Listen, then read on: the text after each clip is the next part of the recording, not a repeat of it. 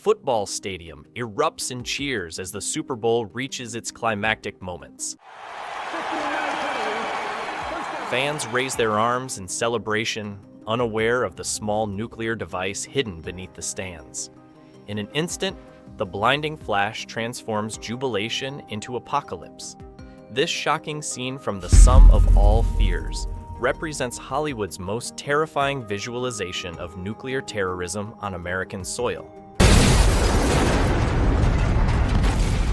A moment that still resonates with audiences 2 decades later. When The Sum of All Fears premiered in May 2002, America was still processing the trauma of 9/11. The film's release just 8 months after those attacks meant audiences experienced this fictional catastrophe through a newly vulnerable lens. What might have been pure entertainment in 2000 became uncomfortably close to reality by 2002. With a production budget of $68 million, the film went on to earn $193 million worldwide. Solid numbers that reflected audience interest in stories that confronted, rather than escaped, their new fears. While not a blockbuster on the scale of Mission Impossible, its commercial success proved that audiences were ready for more serious, politically charged thrillers. In this video, we'll explore how The Sum of All Fears marked a turning point for political thrillers in post-9/11 America.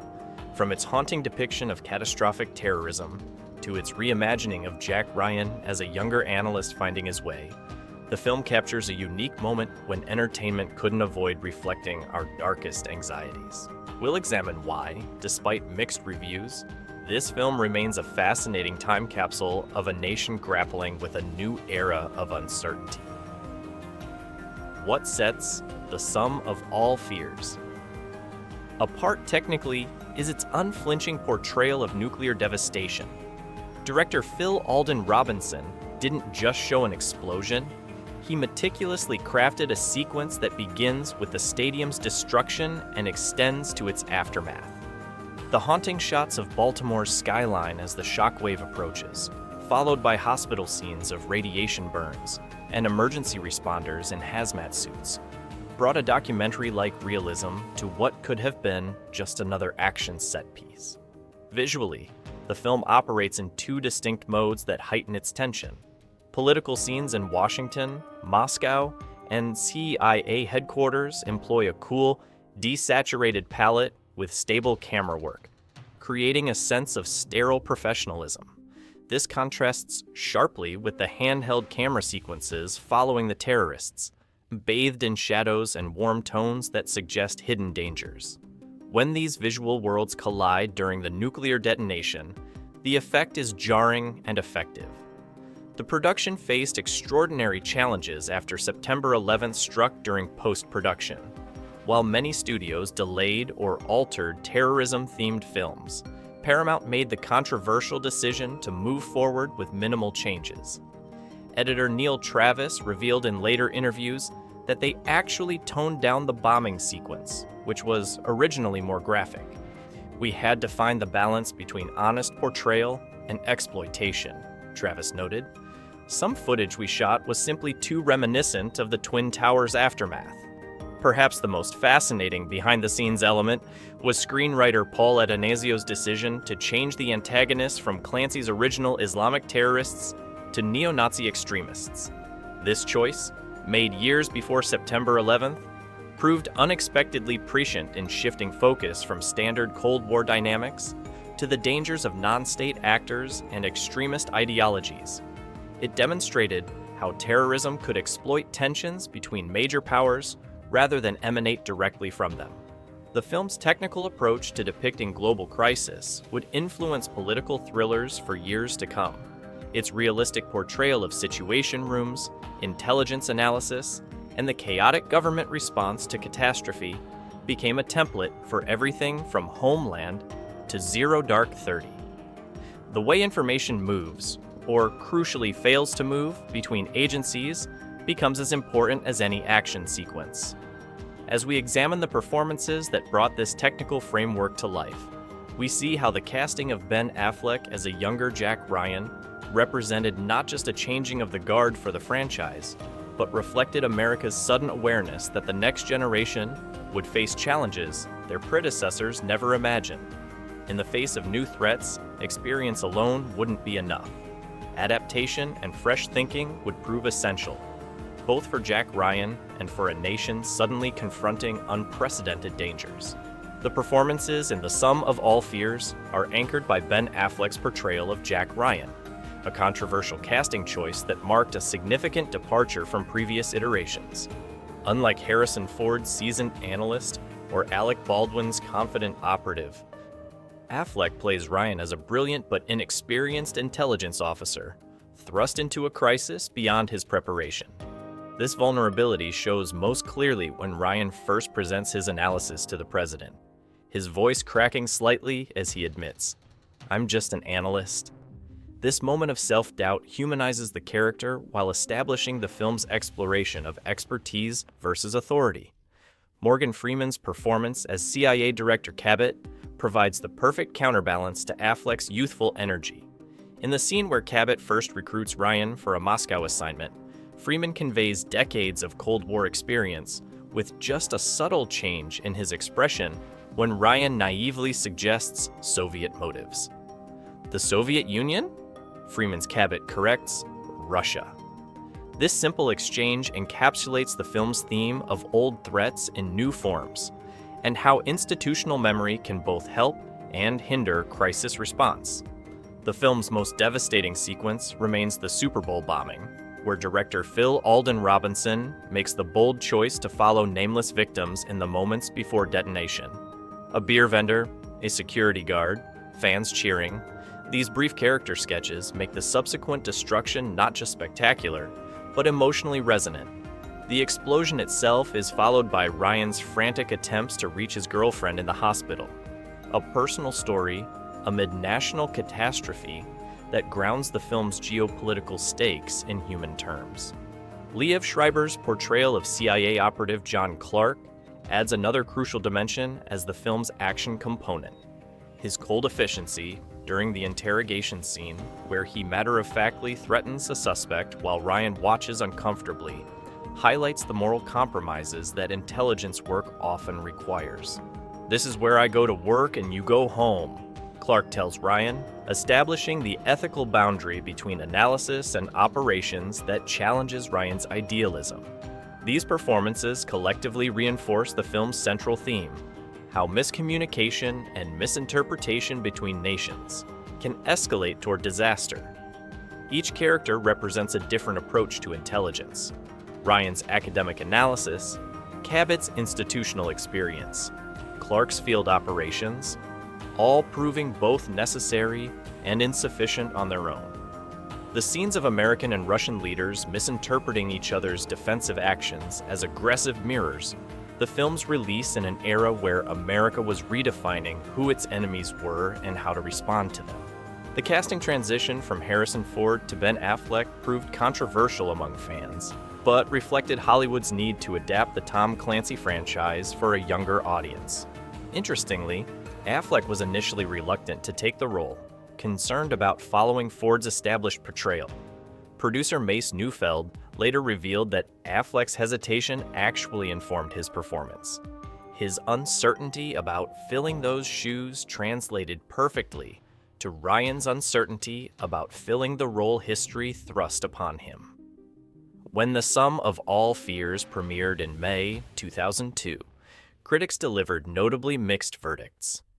Roger Ebert praised its uncomfortably realistic depiction of a nightmare scenario, while the New York Times criticized it as exploitative of fresh national trauma. This critical divide reflected America's own uncertain response to terrorism-themed entertainment in the immediate post-9/11 landscape. Audiences, however, turned out in significant numbers, suggesting the film provided a cathartic space to process new anxieties through fiction.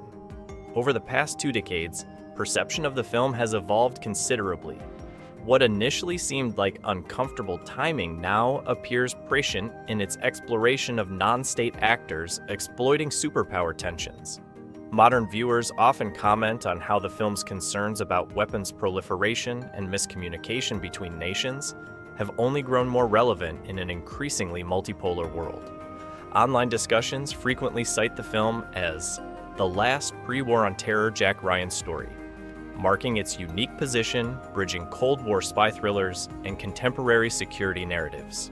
Perhaps the most controversial element was the filmmaker's decision to depart significantly from Tom Clancy's novel. The book featured Islamic terrorists, but the film substituted neo-Nazi extremists. A change made years before 9/11, but one that drew both criticism and praise upon release. Clancy himself publicly expressed disappointment. Yet in retrospect, this change allowed the film to explore terrorism without reinforcing harmful stereotypes at a sensitive moment in American history. It also presciently highlighted domestic extremism years before it would become a central security concern. The film contains numerous hidden details that reward careful viewing. Pay attention to the background news reports throughout the film. They subtly establish escalating tensions between Russia and the United States. Another easily missed detail appears during the hospital sequence after the bombing, when radiation poisoning victims are shown with distinct patterns of burns that accurately reflect proximity to a nuclear blast. These technical accuracies stemmed from consultations with nuclear experts who reportedly told the filmmakers, "We hope you never get this right, but if you're going to do it accurately." Audience understanding of the film has transformed with time. What initially seemed like standard action fare has gained appreciation for its procedural approach to crisis management. The scenes of officials struggling with incomplete information while making potentially world-ending decisions feel more sophisticated than contemporary viewers initially recognized. The film's refusal to provide easy solutions or clear heroes, beyond Ryan himself, distinguishes it from more simplistic political thrillers of its era. As The Sum of All Fears approaches its 25th anniversary, its place in both the Jack Ryan franchise and post-9/11 cinema continues to evolve. Its influence extends beyond entertainment into how we visualize and discuss nuclear terrorism in popular culture today. A legacy that continues in productions from 24 to Homeland, showing how this contentious thriller helped establish visual and narrative vocabulary for a new era of security concerns. Legacy and modern relevance. The Sum of All Fears has cast a long shadow over political thrillers in the decades since its release. Its influence is evident in productions like Homeland, Zero Dark 30, and even the rebooted Jack Ryan Amazon series, which all adopted its approach of combining geopolitical complexity with human-scale storytelling. The film pioneered what we now take for granted: intelligence analysts as protagonists rather than just field operatives, and technical details that respect audience intelligence without sacrificing tension. The film's themes of miscommunication between nuclear powers and the dangers of non-state actors acquiring weapons of mass destruction remain unnervingly relevant today. In an era of renewed tensions between Russia and NATO, watching American and Russian leaders misinterpret each other's defensive actions as aggression feels less like Hollywood fiction and more like potential headlines. The scenes of officials struggling with incomplete intelligence now seem prophetic about the challenges facing modern security agencies in an increasingly complex threat landscape. Particularly notable is how the film anticipated the interconnected nature of modern threats. The plot's combination of extremist ideology, black market nuclear material, and exploitation of superpower tensions foreshadowed what security experts now call hybrid threats, complex challenges existing in the gray zone between conventional warfare and terrorism. This multidimensional approach to security threats has become standard in both real-world intelligence analysis and in entertainment, with The Sum of All Fears serving as an early example of moving beyond straightforward Cold War paradigms into murkier terrain, where threat actors are harder to identify and counter. As a cultural artifact, The Sum of All Fears occupies a unique position as the last major American film to depict a nuclear attack on U.S. soil. While disaster movies continue to thrive, Hollywood has largely retreated from realistic portrayals of nuclear terrorism.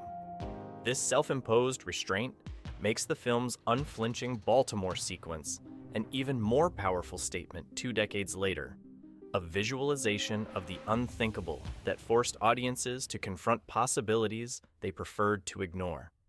Within the Jack Ryan canon, the film represents a fascinating transition point. It attempted to restart the franchise with a younger protagonist, but ultimately became a standalone entry when the reboot didn't continue. Yet its influence lingered in how subsequent adaptations approach the character, maintaining the focus on Ryan's analytical skills, rather than action heroics. John Krasinski's portrayal in the current Amazon series particularly echoes Affleck's inexperienced but principled analyst thrust into field operations beyond his training. The Sum of All Fears isn't just a film about nuclear terrorism, it's about the fragility of peace and how quickly misunderstandings can escalate toward disaster. Its most powerful message lies not in the spectacular destruction of Baltimore, but in the quiet scenes of leaders making consequential decisions based on imperfect information. As one analyst in the film observes, the problem with nuclear weapons is that they work too well. This sobering assessment feels increasingly relevant in a world where nuclear threats have re-entered public discourse after decades of relative absence. 23 years after its release, The Sum of All Fears stands as more than just another Tom Clancy adaptation. It represents a crucial pivot point in how American cinema addressed national security concerns and continues to influence how we visualize, discuss, and process our deepest collective anxieties. In depicting both catastrophe and its prevention, the film reminds us that while technology changes and political landscapes shift, the human element, both in creating threats and in averting them, remains the decisive factor in our shared security. What do you think? Does The Sum of All Fears still capture your concerns about global security? Or have new threats emerged that make its nuclear scenario seem dated? Share your thoughts below and subscribe for more deep dives into films that helped shape how we view national security in the 21st century.